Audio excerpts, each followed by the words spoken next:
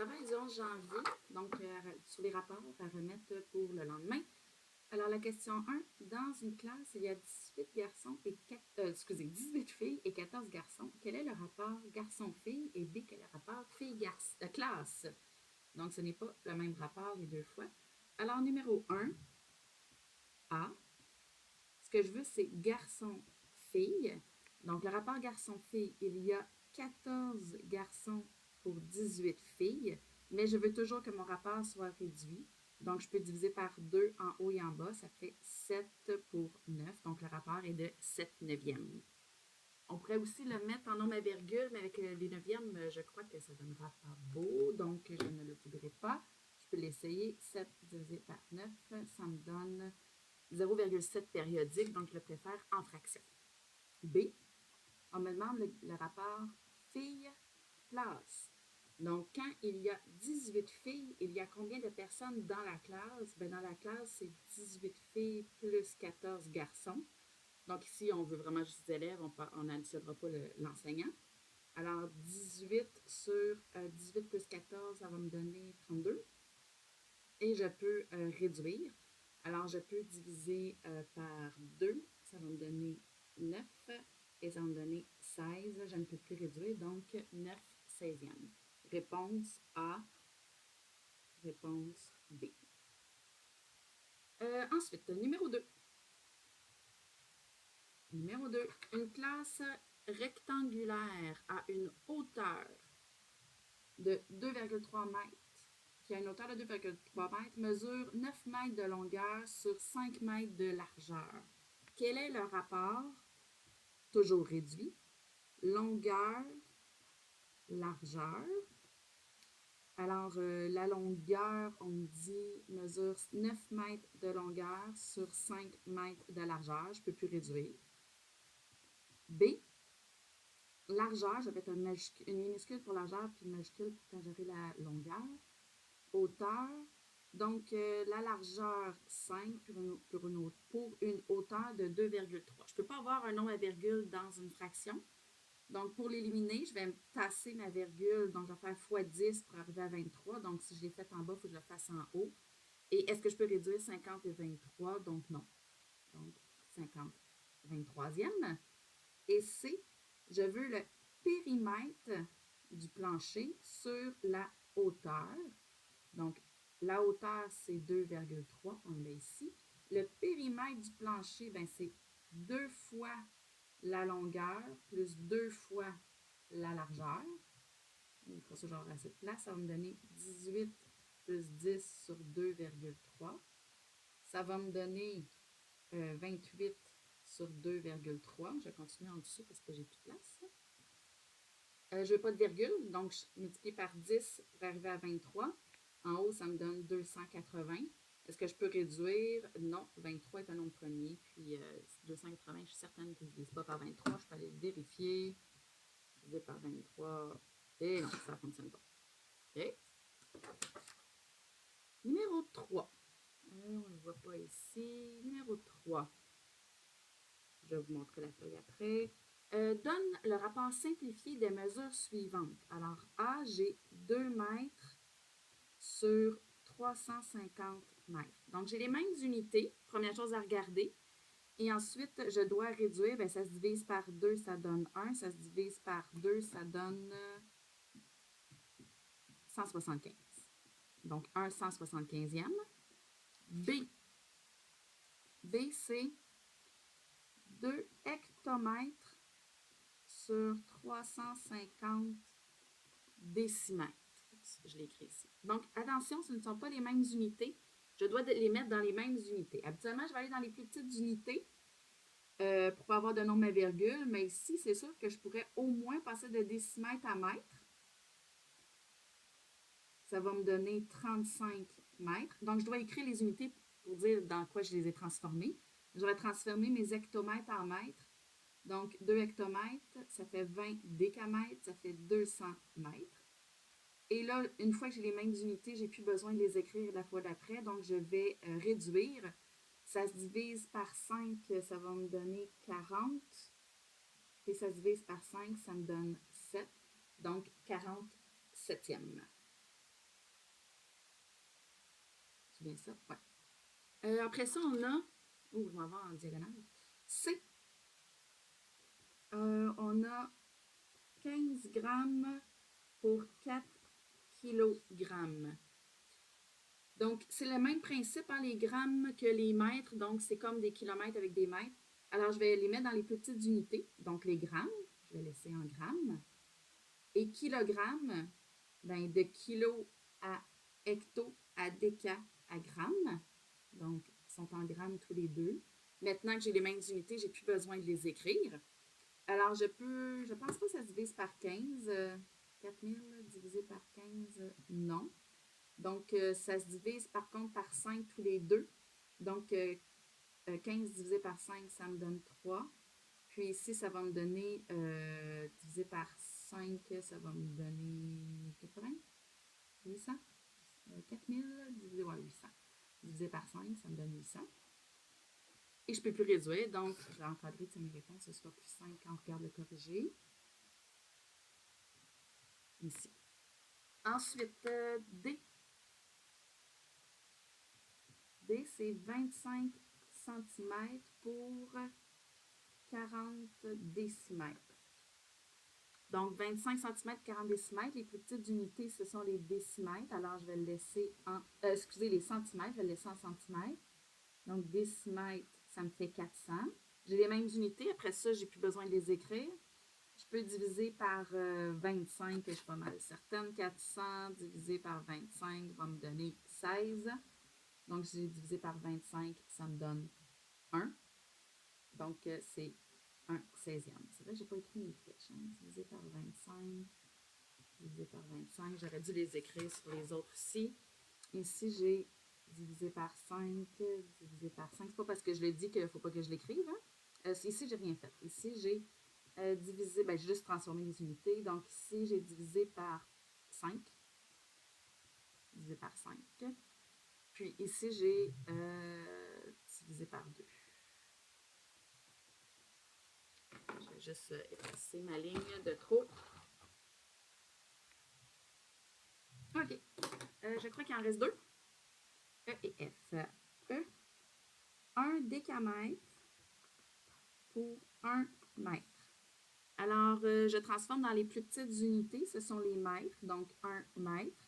1 décamètre, ça donne 10 mètres. Et ensuite, une fois que j'ai les mêmes unités, j'ai plus besoin de les écrire. Je ne peux pas réduire. Donc, c'est 10 pour 1. Ça donne 10. Plutôt.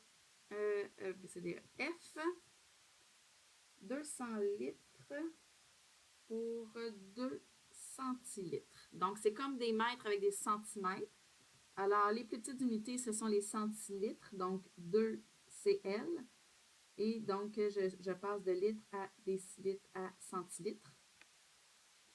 Et je peux simplement diviser par 2.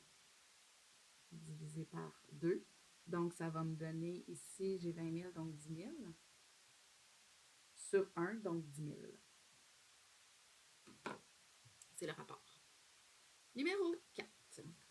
Numéro 4, hier, oui, on le voit. Hier, la classe comptait 30 élèves. Ce matin, 2 filles se sont ajoutées. Dans quel cas, hier, aujourd'hui, le rapport garçon-fille est-il plus grand? Alors, numéro 4. On veut savoir le rapport garçon-fille. Avec un accent. Excusez, garçon-fille. Qu'est-ce qui est arrivé? Ça, c'est hier. Aujourd'hui, qu'est-ce qui s'est passé? Le rapport garçon-fille. Qu'est-ce qui a augmenté? C'est le nombre de filles qui a augmenté. Alors, si mon dénominateur augmente, ben, je divise par quelque chose de plus gros. Donc, le rapport, lui, au final, il va réduire. Quand le dénominateur bouge, le rapport bouge dans le sens inverse. Donc, le rapport garçon-fille a diminué aujourd'hui. Donc, quel est le plus grand? Ben, c'était donc hier, parce qu'aujourd'hui, ça a diminué. Donc, hier, le rapport garçon-fille. Non, c'est un S que je vais mettre, pas une parenthèse, excusez. On va l'avoir, on va l'avoir. Le rapport garçon-fille était plus grand. Donc, GRAND, point d'exclamation, tiens. Donc, la réponse, c'est hier. Numéro 5. Lauriane a mis 2 cubes de sucre dans son café. Son café est-il plus ou moins sucré si elle ajoute? Donc, numéro 5. Donc, A. Si elle ajoute deux autres cubes de sucre. On s'entend là, j'ai pas besoin de faire le rapport. Si elle ajoute du sucre, c'est plus sucré. C'est ça la question, hein? Son café est-il plus ou moins sucré? Donc, c'est plus. B. 2 autres cubes de sucre et la même quantité de café. Donc, elle refait un autre café exactement comme l'autre. Donc, le même café avec la même quantité de sucre, c'est égal, ça ne bouge pas. C'est pas plus, c'est pas moins sucré, c'est pareil. C. Si dans son café sucré, elle rajoute du café sans rajouter de sucre, bien, ça va être moins sucré. Et D. Un autre cube et 2 fois plus de café. Donc, elle rajoute du sucre dedans, mais juste un cube, alors qu'habituellement, quand elle fait un café, elle met 2 cubes. Puis elle rajoute encore beaucoup, beaucoup plus de café. Donc, ça va être moins sucré. Comment qu'on le fait mathématiquement? Bien, on fait le rapport sucre-café. Et si j'augmente en haut plus qu'en bas, bien, ça va être augmenté dans le même sens. Okay? Donc, quand j'augmente en haut, le rapport augmente dans le même sens. Quand j'augmente en bas, le rapport diminue. Donc, fait le contraire. Donc, c'est comme ça qu'on le voit. Fait qu'ici, pour le D, par exemple, pour le D, je mets un petit peu de sucre, mais je mets beaucoup, beaucoup de café. Bien, le rapport, il va diminuer, même si j'augmente tout. Lui augmente plus, donc ça fait l'effet inverse. OK, numéro 6. Sur 80 parties que joue une équipe lors d'une saison de hockey, elle en gagne 44 et en perd 24 et en fait 12 nuls. Calcule le rapport toujours réduit de gain partie. Gain, c'est gagner. Là. Donc, A, gagner partie, parce que là, je ne peux pas écrire P parce qu'il a perdu. Là. Donc, gain partie. Donc, elle en gagne 44 sur 80. Je dois réduire. Donc, je peux certainement diviser par 4. Divisé par 4, ça va faire 11 vingtièmes. Je ne peux plus réduire, donc 11 vingtièmes. B. Perte partie. Le rapport perte-partie, donc elles en perdent 24 sur toujours 80 parties au total. Je peux diviser par 4. Je divise par 4, donc ça me fait toujours 20. Divisé par 4, ça va me donner 6. Ah, je peux encore réduire. J'aurais pu diviser donc par... dans l'autre cas, je divise par 2. J'aurais pu diviser par 8 directement, effectivement. Ça fait diviser par 2, donc ça fait 3 dixièmes. Donc, toujours s'assurer qu'on est réduit au maximum. Vous auriez pu le faire diviser par 8 directement. C. Perte nulle. Donc, combien de parties perdues, 24 sur 12 nuls? Bien, on voit que c'est le double. Hein? Donc, ce que je fais, c'est diviser par 12. Diviser par 12. Ça va me donner 2 sur 1. Donc, le rapport est de 2. Je n'ai pas besoin d'écrire que c'est sur 1. Numéro 7. Dans une classe... Oups, on ne le voit plus. Ici. Dans une classe de 28 élèves, on compte 18 garçons.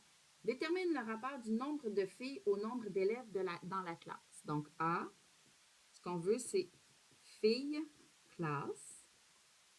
Donc, filles, ben je ne l'ai pas, le nombre de filles, mais je peux le trouver. C'est 28 dans la classe moins 18 garçons sur dans la classe 28. Donc, ça va me donner 10 sur 28. Je dois réduire toujours. Oups, mais pas tout à fait. Donc, je dois réduire. Je vais diviser par 2. Diviser par 2, 5 quatorzièmes. B. On me demande de déterminer le rapport du nombre de filles au nombre de garçons. Donc, filles, garçons. J'ai déjà trouvé mon nombre de filles, c'est 10. Les garçons, c'est 18. Alors, je peux réduire. Je vais diviser par 2. Diviser par 2, ça me donne 5 neuvièmes. Numéro 8. J'ai l'impression qu'on ne voit pas toujours bien. Hein? Un rectangle mesure 30 cm de longueur sur 7 cm de largeur. Donne le rapport de la largeur au périmètre. Donc, numéro 8, c'est largeur sur périmètre. Donc, la largeur est de 7. Et le périmètre, ben, ça mesure 30 par 7. Donc, 2 fois 30 plus 2 fois 7. Donc, 7 est égal à... pas 7 est égal, c'est égal à 7 sur 60 plus 14. 7 sur 74. Et je ne peux pas réduire, donc 7 74e. Numéro 9. Le corps des élèves d'un groupe est constitué de garçons. Quel est le rapport du nombre de garçons au nombre de filles? Attention. Donc, le 1 quart, c'est garçon classe. C'est 1 quart. Hein, c'est ça qu'on me donne. On dit le quart de la classe est des garçons. Donc, quand j'ai un garçon sur 4 élèves de la classe. Mais moi, ce que je veux, c'est garçon-fille. Donc, je veux garçon-fille. Donc, quand j'ai un garçon, j'ai combien de filles? Si j'ai 4 élèves dans la classe, ben, j'ai 4 élèves moins un garçon. Donc, pour 4 élèves, j'ai un garçon. Donc, j'ai un garçon pour 3 filles. Et c'est la lettre C. Numéro 10. Dans chacun des cas, compare les deux rapports en utilisant, excusez, là, je bouge, en utilisant le symbole approprié, donc plus petit, plus grand ou égal. Donc, A. Moi, je préfère en fraction. Donc, 7 douzièmes et 19, pardon, 36e. Bien, excusez. Pour le faire, je vais devoir le mettre sur le même dénominateur. Alors, je vais choisir de mettre lui sur 36. Donc, je vais faire x 3. Ça me donne 21 36e et 19 36e. Alors, qu'est-ce qui est le plus grand? Bien, 21. Quand j'ai le même dénominateur, je regarde simplement mes rapports directement. B. 15 quarts et 13 tiers. OK. Je vais mettre sur le même dénominateur. Je vais choisir des douzièmes. Donc, j'ai fait x4 ici. Donc, je vais faire x4 en haut. Juste pour être certaine. 13 fois 4, ça me donne 52. Ici, je fais x3. Donc, 3 fois 15, ça me donne 45. Alors, cette fois-ci, c'est le deuxième rapport qui est plus grand. Et C, je peux-tu voir ici? Oui. C'est 41 16e et 52 20e. Je peux aussi ne pas me casser la tête, hein, je viens de voir ça, c'est parce que c'était des fractions faciles, mais je peux le mettre en nombre à virgule. Le rapport, c'est peut-être beaucoup plus facile. 41 divisé par 16, ça me donne 2,5625 et 52 divisé par 20 me donne 2,6. Le deuxième est plus grand. Okay? Donc, en nombre à virgule, j'aurais pu le faire ici aussi. Avec ma calculatrice, ça aurait peut-être été pas mal plus vite, effectivement. Il reste numéro 11. J'espère que ça va rentrer dans ma feuille. Numéro 11. Quel est le rapport réduit? Donc, avec un choix de réponse. Ici, j'ai 145 500 litres pour 2 kilolitres. Je vous rappelle que les préfixes, c'est les mêmes que mètre, donc mètre et kilomètre. Alors, là, je vais utiliser les plus petites unités, quoique... Ouais, mais je vais y aller avec les plus petites unités, mais je vais faire comme je le ferais. Donc, moi, je sais que je peux enlever 2 zéros, donc je vais passer de litres à décalitres, hectolitres. Donc, je vais aller le mettre en hectolitres. Hectolitres. Et ici, ben, je vais avoir juste à passer de 1, donc en hectolitres. Et là, je vais pouvoir réduire. J'ai les mêmes unités. Après ça, j'ai plus besoin de les écrire. Donc, je sais que je peux diviser au moins par 5. Alors, 1455 divisé par 5 me donne 291 sur 4. Donc, j'ai divisé par 5. Divisé par 5. Ou je peux le mettre en nombre à virgule, donc divisé par 4, 72,75.